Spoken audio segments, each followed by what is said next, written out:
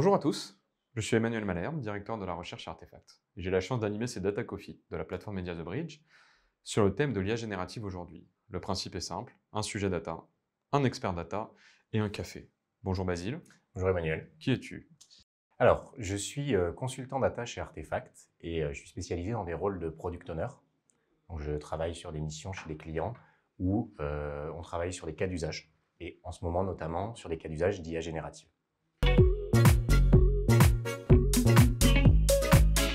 Aujourd'hui tu vas nous parler justement de ton point de vue sur l'IA générative en tant que product owner. Oui. Alors, très rapidement peut-être pour introduire le sujet, pour rappel, le rôle d'un product owner, c'est de travailler entre les équipes techniques et le métier pour définir, designer et construire un produit qui apporte de la valeur et, dans notre cas, un produit sous-tendu par une technologie d'IA et plus précisément aujourd'hui d'IA générative. Et avec l'IA générative, on a déjà identifié des changements dans mon rôle au jour le jour, mais aussi plus profondément au sein des entreprises.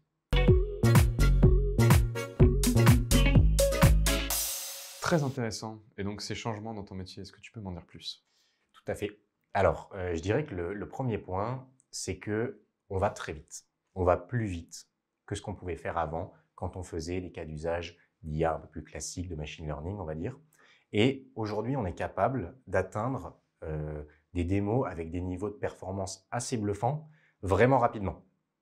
Donc, c'est une très bonne nouvelle pour les entreprises, parce que ça veut dire qu'on va pouvoir travailler d'une part sur plusieurs cas d'usage à la fois, donc toujours en restant à un stade de démonstration du concept, de la valeur, mais on va pouvoir travailler sur plusieurs sujets.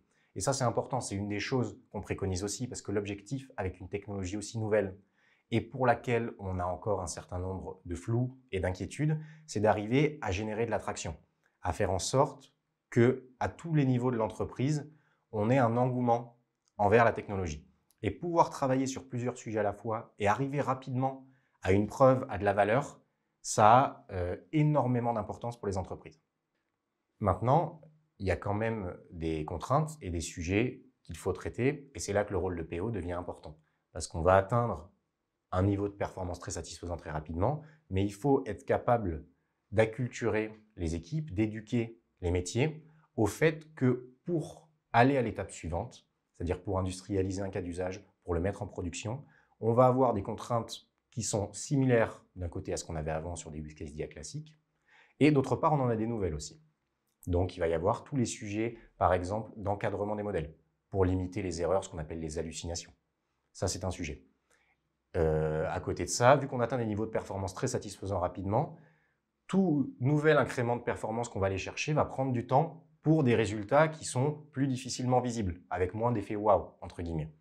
Et là, il est très important d'acculturer toutes les équipes pour qu'on n'ait pas des attentes démesurées et qu'on comprenne qu'amener un use case en production, ça demande quand même du temps, même avec l'IA générative. Est-ce que tu vois d'autres enjeux organisationnels autour de cette rapidité? Oui, ce qu'on voit aussi avec l'IA générative, c'est qu'on va un peu flouter les frontières entre les départements et les équipes. Donc, globalement, quand on va réfléchir au cas d'usage qu'on peut lancer, on va aller discuter avec les différents métiers, les différentes équipes, les différents départements, et on va essayer de remonter tous les cas d'usage qui pourraient être intéressants pour eux. Et ce dont on se rend compte, c'est qu'il y a beaucoup d'équipes qui sont différentes, qui nous remontent des usages qui diffèrent légèrement sur des détails, mais fondamentalement reposent sur les mêmes briques technologiques, reposent sur le même usage fondamental pour nous. Et donc la position qu'on pousse, c'est qu'on va travailler sur des macros cas d'usage, des macros outils entre guillemets, qui vont répondre à plusieurs besoins à la fois, des besoins assez similaires mais venant d'équipes différentes, avec des détails qui diffèrent légèrement. Et ça, c'est extrêmement important pour nous, parce que ça fait le lien avec mon point précédent qui est de générer de l'attraction dans l'ensemble de l'entreprise. Et aussi parce que lorsqu'on sélectionne les cas d'usage, on va souvent les piloter par la valeur qu'ils apportent, et donc traiter plusieurs besoins de plusieurs équipes, c'est extrêmement intéressant. Maintenant, ça pose des grosses questions organisationnelles pour les entreprises, parce que des départements qui ne travaillaient pas forcément ensemble, n'avaient pas les mêmes process, les mêmes outils, vont devoir utiliser un outil macro, comme je le disais, et il faut aligner tout le monde sur les façons de faire. Donc ça pose des nouvelles contraintes, c'est des opportunités extraordinaires, mais ça pose de nouvelles questions, des nouveaux sujets organisationnels, et il faut arriver à aligner l'entreprise à tous les niveaux, qu'ils soient horizontaux ou verticaux. Donc, au-delà de ces enjeux entre les départements et les équipes, est-ce que tu vois des enjeux d'adoption au niveau vraiment des employés? Oui, alors effectivement, si on descend vraiment au niveau humain, individu, il y a un premier sujet déjà qui est qu'on est sur une technologie qui a pu avoir un traitement médiatique assez inquiétant au niveau d'un éventuel remplacement de certaines tâches, de certains emplois par l'IA générative. Nous, au quotidien, on n'a pas du tout cette vision-là avec les métiers avec lesquels on travaille. Même sur des équipes qui ne sont pas du tout tech, il y a un vrai engouement des équipes et l'accueil des travaux sur l'IA générative est vraiment excellent et on a vraiment beaucoup d'enthousiasme et des équipes qui nous donnent du temps et de l'implication pour qu'on puisse avancer. Et la raison derrière ça, c'est souvent parce que les cas d'usage sur lesquels on travaille sont vraiment définis pour rencontrer des points de friction existants. Donc, on travaille avec des équipes qui aujourd'hui ont bien souvent des soucis pour traiter l'ensemble des demandes qu'ils reçoivent. Donc on a souvent des frustrations à ce niveau-là, des personnes qui veulent faire plus, qui veulent faire mieux, et c'est ce qu'on leur propose. On n'est pas du tout là pour remplacer complètement une personne, et la façon dont on est accueilli le traduit. Vraiment, l'objectif est d'augmenter les personnes, pas du tout de les remplacer, de faire plus, de faire mieux, de faciliter leur travail, et ce qui fait que d'un bout à l'autre de la chaîne, on est vraiment accueilli avec beaucoup d'enthousiasme et de bonne volonté, ce qui est extrêmement agréable et qui s'oppose un petit peu au traitement qu'on a pu voir dans certains médias.